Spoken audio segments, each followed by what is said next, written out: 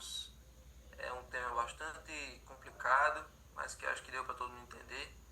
Foi o tema das 7 trombetas. Então aí nós vamos agora para o capítulo 10 de Apocalipse. E essa descrição aqui do capítulo 10, ela fica situada aí, gente.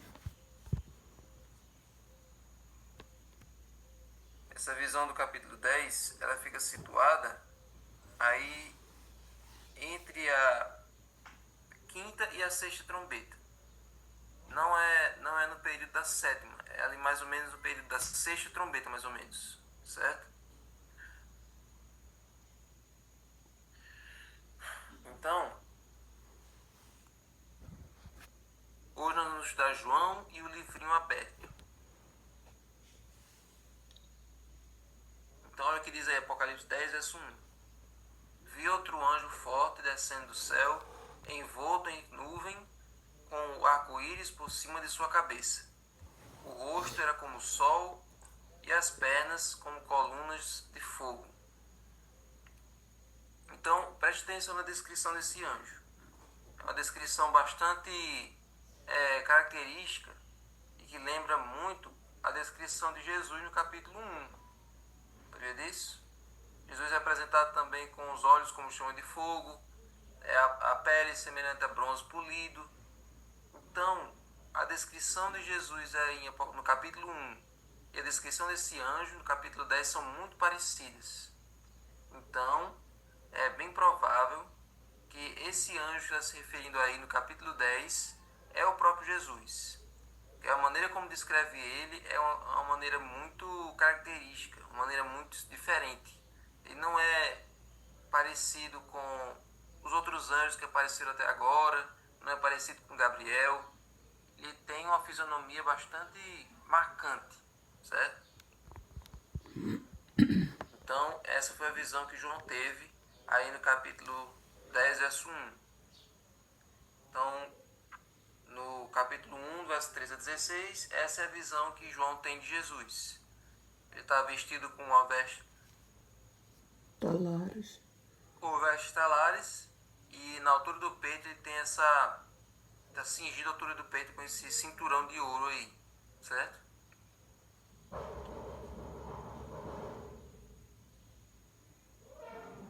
Então, gente, essas são as aparições de Cristo no livro do Apocalipse. Então, olha só. Veja que esse anjo também aparece com um arco-íris por cima da sua cabeça. Vocês se lembram que quando o dilúvio acabou, Deus colocou o arco-íris no céu justamente para fazer com que o ser humano lembrasse da aliança, certo? Que ele tinha estabelecido com Noé, com sua família. Então, o arco-íris é um símbolo da promessa de Deus, um símbolo da palavra, da aliança de Deus com a humanidade. E lá no capítulo 5, quando nós estudamos sobre o trono de Deus, nós vemos que por cima do trono de Deus também tem um arco-íris da promessa. Então, todas as descrições, todos os elementos relacionados com esse anjo tem a ver com a glória de Deus. Então, esse anjo não é um anjo comum, é Jesus. Então, é esse o anjo. Aí, olha só. Esse anjo aí é Jesus Jesus na forma de anjo, certo? Olha o verso 2 e 3. Diz assim: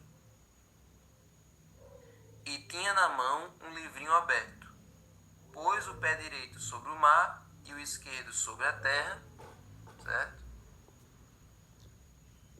E o esquerdo sobre a terra, e bradou em grande voz como ruge um leão.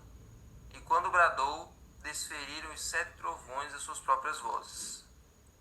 Então, a maneira como ele fala também é uma maneira bem poderosa. Ele tem uma autoridade maior do que a de um anjo comum, certo? Então, ele carrega na mão um livrinho doce e amargo. Então, o que era que esse anjo, que livrinho era esse? Que livrinho é esse que esse anjo está carregando, que ele é doce e amargo ao mesmo tempo, certo? Então, vamos descobrir que livrinho é esse. Vamos lá para Daniel 12, verso 4 e 7. Daniel 12, verso 4 e 7. Nós vamos descobrir que livrinho é esse. Olha só. Tu, porém, Daniel, veste essas palavras, encerra as palavras, e sela o livro até o tempo do fim. Muitos o esquadrinharão, e o saber se multiplicará. E o verso 7 diz o seguinte. Melhor, vamos para o verso 9. Ele respondeu: vai, Daniel, porque estas palavras estão encerradas e seladas até o tempo do fim.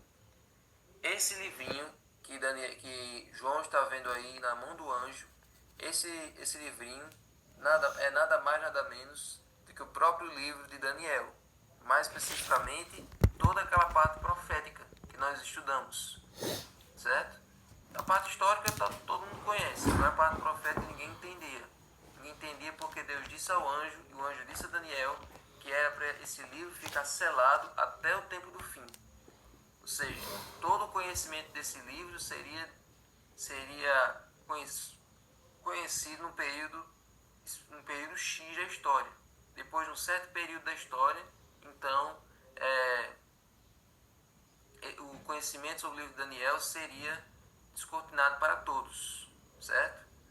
Então, todas aquelas profecias de 2.300 anos, ali dos animais, todas aquelas profecias ali só foram descobertas, só foram entendidas de verdade depois ali de 1798, quando as Bíblias voltaram para a mão das pessoas, e ali Guilherme Miller pôde novamente estudar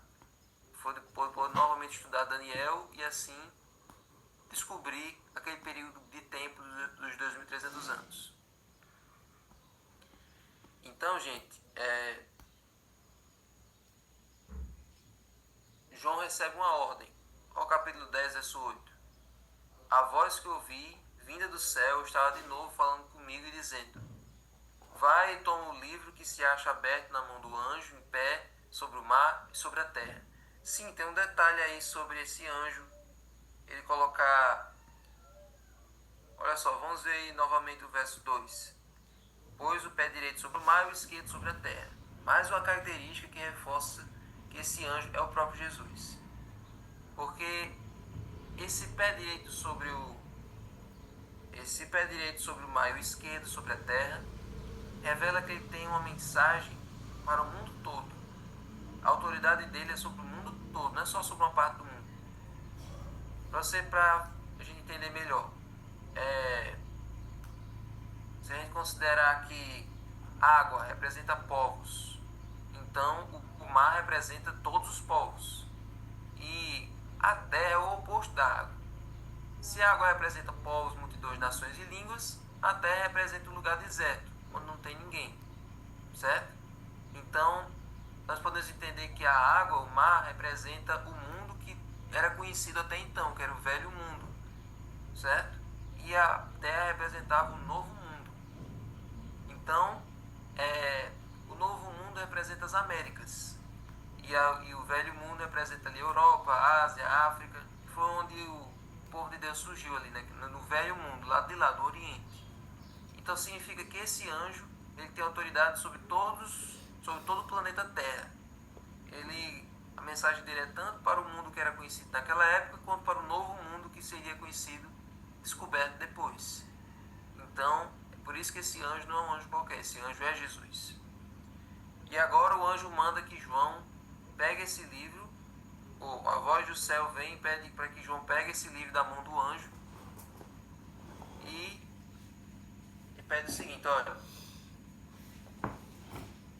eu quero que você, ó, verso 9 e 10. Fui, pois, ao anjo, dizendo-lhe que me desse o livrinho. Ele então me falou: toma-o e devora-o. Certamente ele será amargo ao teu estômago, mas na tua boca doce como mel. Tomei o livrinho da mão do anjo e o devorei, e na minha boca era doce como mel. Quando, porém, eu comi, o meu estômago ficou amargo. Então, João come o livrinho. E quando ele come, na boca ele é doce e no estômago é amargo. O que é isso? Se nós já descobrimos que o livrinho na mão do anjo é o livro de Daniel, por que na hora que João come o livro é de um gosto e quando ele engole é outro gosto? Ó, só para a título de curiosidade, essa não é a primeira vez que Deus manda um profeta comer um livrinho. Olha só, olha o que é que diz lá em Jeremias 15:16, é um verso também bastante conhecido. Olha o que é que Deus mandou, olha o que é que aconteceu com Jeremias também. Jeremias 15:16 diz assim, ó: achadas as tuas palavras, logo as comi.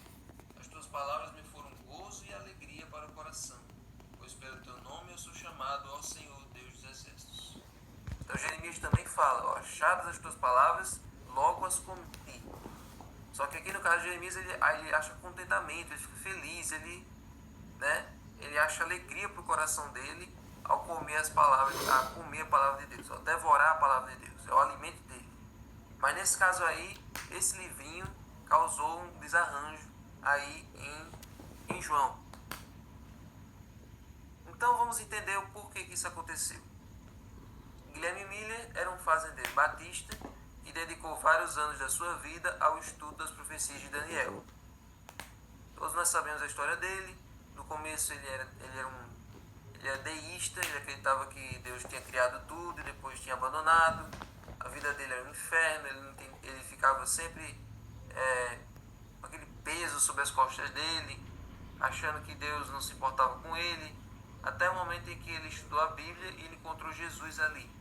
No momento que ele encontrou Jesus, ele começou a ver sentido, começou a encontrar paz no seu coração, e ele viu que Jesus era o seu melhor amigo. Então, a partir disso, ele começou a estudar a Bíblia com mais afinco, usando a concordância, usando mapas, usando tudo que ele poderia usar de recurso para entender a Bíblia. E aí foi que Deus foi revelando cada vez mais luz a ele, até que ele chegou em Daniel 8,14. Nos 2.300 anos, 2.300 tardes e manhãs, o santuário será purificado. E agora ele vai tentar entender quando começa essa profecia, quando ela termina e principalmente quando essa profecia termina, o que realmente vai acontecer. Porque até então nenhuma igreja ensinava isso. Em lugar nenhum se falava sobre isso. Nenhuma congregação e nenhuma denominação ensinava essas profecias. Sempre, por vários anos, eram sempre aquelas mensagens básicas, aquelas mensagens comuns. Nenhuma igreja ensinava a profecia. Como também hoje não tem nenhuma igreja que ensine. Sabia disso? Só nós que ensinamos. Não tem nenhuma igreja que você possa ver na internet. Vamos entender as profecias de Daniel. Vamos entender Apocalipse. Não tem. Todas as outras igrejas, a mensagem deles é o mais rasa possível, o mais superficial possível. Não tem aprofundamento teológico como nós temos. Então, dê graças a Deus o privilégio que você tem de estar na igreja que ensina a substância. Sai do leite materno e vai para a substância. Olha, a lição da escola sabatina agora está bem facinha, tá? Só o básico, só o filé mignon, só para todo mundo, qualquer pessoa entender. Então, eu achei melhor a gente suspender um pouquinho o estudo da lição de manhã, para nós irmos para as profecias mesmo, para que vocês não tenham desculpa de que não teve ninguém que ensinasse a vocês. Além de ter a internet com o Arilton, que explica bem melhor do que eu ainda estou aqui explicando para vocês uma linguagem mais nordestina, para que vocês possam entender melhor as profecias. Então, é uma igreja que ensina para você. Se você quiser uma igreja que não ensine, tem todas as outras aí disponíveis. Se você quiser uma igreja que tenha milagres, se você quiser ter uma igreja... Aqui também tem milagres, mas se você quiser uma igreja que tenha falsos milagres, que tenha exorcismo, que tenha show, qualquer outra igreja está disponível. Mas se você quiser uma igreja que estuda a palavra de Deus, então você vê o lugar certo. Então, o Guilherme Miller descobriu isso, estudando a Bíblia. E aí ele foi para Daniel 8,14, e depois o capítulo 9, e aí no capítulo 9 ele descobre uma profecia dentro dos 2.300 anos. Um período de tempo que está inserido nos 2.300 anos, e que se ele entendesse esse subperíodo de tempo, ele entenderia o período maior. Certo? Então, ele chega à conclusão de que, sim, só para relembrar novamente, a purificação do santuário terrestre era o dia de julgamento para Israel, simbolizando o julgamento final, certo? Então, tem aquele dia de expiação, todos nós já estamos cansados de saber, o dia de expiação onde todos os pecados que eram acumulados durante o ano todo no santuário, todo mundo vinha pedir perdão a Deus, através da matança do cordeiro, o sangue ficava lá, e no dia da expiação, Deus perdoava geral e apagava os pecados. Então era uma vez por ano que os pecados eram apagados, certo? Então como é que isso se aplica na questão dos 2.300 anos que diz que o santuário será purificado? Que santuário é esse? Já que o santuário terrestre já tinha deixado de existir há muito tempo. O santuário terrestre encontrou seu cumprimento em Jesus. Quando Jesus morreu na cruz, tudo aquilo ali passou. Então, que santuário era esse que seria purificado? Então, vamos entender quando começa essa profecia dos 2.300 anos. Data inicial. Quando nós vamos para Daniel 9, 24, 25, nós sabemos o verso que diz assim: 70 semanas estão determinadas sobre o teu povo. E aí tem todas as funções, para expiar a iniquidade, para selar o Santo dos Santos e assim por diante. Aí começa dizendo assim: sabe e entende, desde a saída da ordem para edificar Jerusalém, certo? Aí tem lá dizendo, Daniel 9, 25. Isso aqui é uma revisão que nós já estudamos no estudo de Daniel, mas pode ser que tenha alguém aqui que não estava no tempo de Daniel e agora está aqui conferindo junto com a gente. Ó, Daniel 9, 24, 25, verso 25. Desde a saída da ordem para restaurar e para edificar Jerusalém, até o ungido príncipe,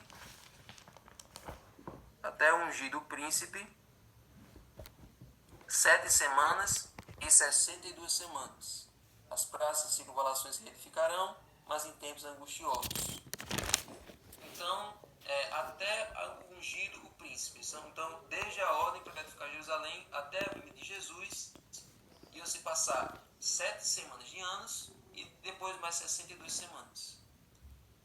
Então, vamos entender. Primeiro essas 7 semanas.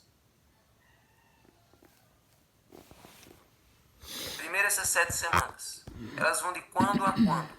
Quando foi a ordem para edificar Jerusalém? Ela foi do ano 457 a.C. e foi até o ano 408 a.C. 49 anos, desde a ordem até que a cidade foi reconstruída. Você veja aí que demorou bastante tempo para reconstruir essa cidade. No tempo de Salomão, o templo foi construído em 7 anos. Foi muito rápido, porque tinha mais recursos, tinha mais gente trabalhando, tinha mais infraestrutura ali. E o primeiro templo foi uma coisa absurda. Foi mais de 400 anos que o templo existiu ali, com todo o seu glamour, com toda a sua... Era uma maravilha mundial. Era uma das 7 maravilhas do mundo antigo.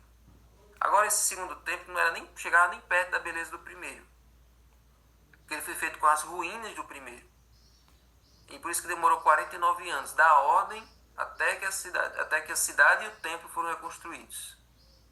Então, olha só, do decreto até a vinda de Jesus, 7 semanas, até a reconstrução propriamente dita, e depois mais 62 semanas, ou seja, 434 anos até o ungido, o príncipe. Então vai do ano 408 até o ano 27 da nossa era. Lembrando que não existe o ano zero, certo? Então vai descendo até chegar em Jesus, vai assim, ó, 10, 9, 8, 7, 6, 5, 4, 3, 2, 1, 2, 3, entendeu? Então não tem um ano zero. Vai da ordem decrescente, já começa a ordem crescente. Então 1 antes de Cristo, 1 depois de Cristo, 2, 3, até chegar no ano 27. E o que aconteceu no ano 27, que diz aí que é o ano do ungido? Teve o batismo de Jesus. Essa unção aí desse personagem é o batismo de Jesus. Foi ali que Jesus começou seu ministério, foi ali que ele recebeu ali aquela voz de Deus dizendo: esse é meu filho amado em que eu me comprazo, e o Espírito Santo veio e pousou no ombro dele como uma pomba. Então, o ungido, ele foi ungido no ano 27, quando Jesus foi batizado. Aí eu olho o verso 26. Depois das 62 semanas será morto o ungido, e já não estará. E o povo de um príncipe que há de vir destruirá a cidade do santuário, e o seu fim será no dilúvio, e até o fim haverá guerra, desolações serão determinadas. Ele fará firme aliança com muitos por uma semana. Na metade da semana, fará cessar o sacrifício e a oferta de manjares. Então veja só. A profecia diz que esse ungido seria morto, certo? Esse ungido seria morto, mas ele faria uma aliança com muitos por uma semana. Então, da unção de Jesus, nós contamos uma semana de anos, nós chegamos no ano 34. Mas, na metade da semana, o sacrifício e a oferta de manjares acabariam. Ou seja, então, a morte do ungido é na metade da semana. Ele começaria essa firme aliança por uma semana de anos, mas na metade da semana ele morreria. Então, do ano 27 para mais 7 anos, chegamos no ano 34. E a metade dessa semana é no ano 31, que é quando Jesus morre. Então, Jesus morre no ano 31 e ainda tem mais 3 anos e meio até nós chegarmos na morte de Estevão no ano 34. Então, veja. Vamos relembrar. As 70 semanas, gente, era o último período de misericórdia de Deus para o povo de Israel. O povo de Israel tinha sido teimoso, tinha sido rebelde a Deus durante a vida toda, desde Moisés. Aí foram para o cativeiro para aprender a deixar de ser besta. Mas agora, voltando do cativeiro, Deus deu mais 490 anos de graça a eles. 490 anos para eles poderem reconstruir a cidade, reconstruir o templo, aguentar, até chegar Jesus. E quando Jesus foi a última dose de misericórdia para aquele povo. É Deus em forma humana. Se eles rejeitassem Deus em forma humana, então não teria mais chance para eles. Mas Deus foi tão bom que mesmo eles matando seu próprio filho, Deus disse: olha, eu vou dar mais 3 anos e meio de chance para eles. Eles mataram meu filho, mas ainda vão ser benevolentes, ainda vou dar mais 3 anos e meio. E aí, quando a primeira pessoa morre por Jesus, aí acabou o tempo de graça. Se eles mataram Jesus e mataram a primeira pessoa que morreu, que dedicou a sua vida para ele, o primeiro mártir cristão, que foi Estevão, então agora a salvação não depende mais de você ser judeu. Porque o meu povo, esses judeus eles desperdiçaram a graça. A salvação agora está aberta para o mundo todo. Quem quiser ser salvo, pode ser salvo em qualquer lugar do mundo, certo? Então acabou aí o período de graça para o povo de Israel.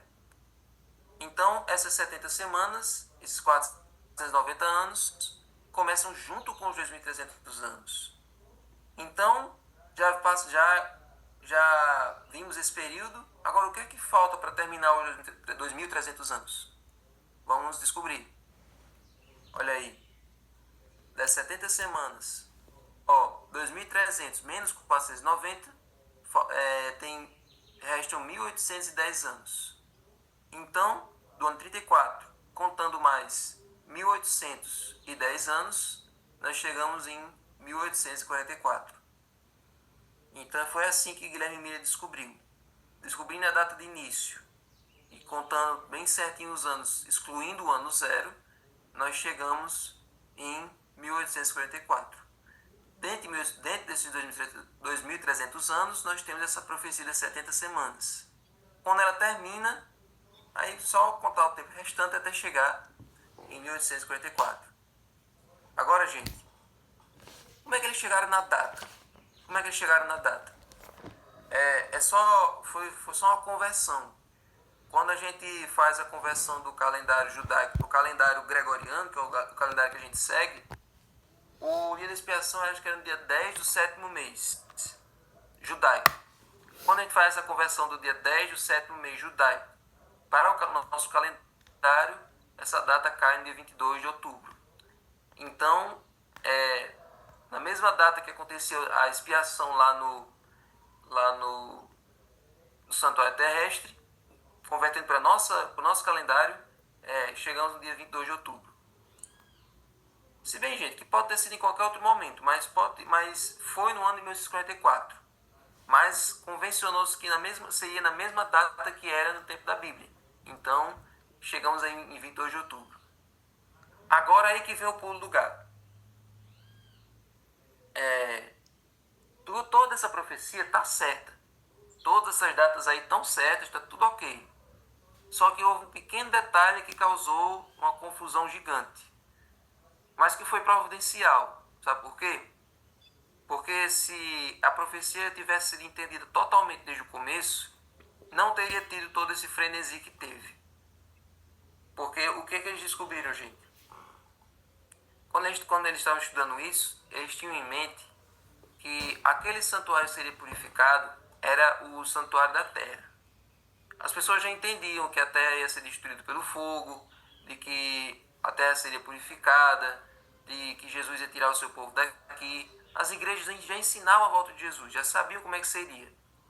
Então, eles entendiam que esse santuário que seria purificado não era mais aquele santuário terrestre, era o santuário do planeta Terra, que seria purificado com fogo após a volta de Jesus. Então, quando Guilherme Miller começa a pregar que Jesus vai voltar em 1844, então o mundo todo agora viraliza essa mensagem e todo mundo se prepara. Então, se Guilherme Miller já tivesse entendido o real significado do que iria acontecer naquela data, quem garante que as pessoas iriam ser atraídas? Ninguém ia se atrair por a mensagem do santuário, propriamente dita. Então, foi providencial isso, porque aí o mundo todo despertou para a volta de Jesus, e quando chegou na data, nós sabemos o que aconteceu. Olha o que aconteceu quando chegou na data. Aí é a fazenda de Guilherme Miller, as pessoas se juntaram, cada um num lugar. Guilherme Miller levou ali os seus amigos, seus familiares ali para uma pedra, um lajedo que tem na fazenda dele. Nesse lajedo, eles ficaram lá esperando Jesus voltar nesse lajedo, e todo mundo foi para os seus lugares. Teve até as roupas de arrebatamento, que eles arranjaram roupas especiais para poder subir com essas roupas. Teve gente que vendeu casas, teve gente que vendeu suas posses, suas propriedades. Ficou totalmente liso, porque acreditava que não teria mais para que precisar daquilo, porque iria para o céu. Inclusive José Bates, que foi um dos pioneiros adventistas, também vendeu tudo que ele tinha, ficou sem nada, porque acreditava que naquele dia ele já estaria nas mansões de ouro. E ali todo mundo ficou ali esperando. E aí quando deu meia-noite e passou para o dia 23, aí houve uma grande decepção, um grande desapontamento. E é por isso, gente, que o livrinho que o anjo deu para João, o livrinho de Daniel, na boca era doce. Ou seja, quando Guilherme Miller estava pregando, anunciando que aquele era a volta de Jesus, foi uma mensagem doce, foi uma mensagem maravilhosa. Todo mundo se sentiu atraído por aquilo. Mas a partir do momento que eles passam do dia 22 para o dia 23 e descobrem que aquilo tudo ali, quando eles descobrem que o sentido da mensagem era totalmente outro, de que Jesus não viria, então aquela mensagem que era tão boa ficou amarga no coração deles. Mas esse despertamento foi necessário, esse desapontamento foi absolutamente providencial, porque todos aqueles que se juntaram pela volta de Jesus permaneceram por causa do estudo da palavra de Deus. E foi aí que os pioneiros eles se conheceram, se juntaram, compilaram as verdades de suas igrejas e descobriram que, na verdade, não era Jesus que iria voltar naquele dia, e sim iria acontecer uma coisa tão boa quanto. Então está a sepultura de Guilherme Miller, e aí no dia 23, Irã Edson está andando para uma plantação de trigo, e aí ele tem uma visão de Jesus saindo do lugar santo e entrando no lugar santíssimo, na presença de Deus, para interceder por mim e por você. Amém. Então a descoberta foi, não é a volta de Jesus que aconteceu, a data estava certa, estava tudo certo. O que aconteceu foi que agora Jesus começou um processo de expiação. O dia da expiação agora está valendo desde aquele dia até agora. Então agora Jesus perdoa e apaga os pecados. Até então Jesus perdoava, os pecados continuavam lá, porque estava esperando essa verdade ser descoberta. Jesus esperou todos esses anos, desde o dia que ele subiu para o céu até o dia 22 de outubro, ele esperou todos esses anos perdoando, mas deixando os pecados lá, até que alguém descobrisse essa mensagem, até que o mundo estivesse preparado para receber essa mensagem do santuário. E aí, quando os pioneiros descobrem, então agora Jesus pode começar a segunda fase do seu ministério no santuário e, ao mesmo tempo, começar o juízo investigativo também. Então, Deus revela os seus segredos aos seus servos quando eles se juntam, quando eles se dedicam a buscar. Então, todos vocês que estão entrando aqui, essas 27 conexões, todos vocês que estão entrando aqui para tentar entender mais a palavra de Deus, Deus revela os seus segredos para vocês. Aqueles que não estão buscando vão continuar sem saber de nada. Infelizmente, eles vão continuar na cegueira, vão continuar no leite materno. Mas vocês já estão buscando aqui a assustar, vocês estão buscando aqui a profundidade na palavra de Deus, assim como os pioneiros faziam, então vocês vão ser abençoados com conhecimento. Então, gente, ó o verso 11. Então me disseram, é necessário que ainda profetize a respeito de muitos povos, nações, línguas e reis. Essa é uma mensagem mundial. A Igreja Adventista é um movimento profético mundial. Vamos recomeçar.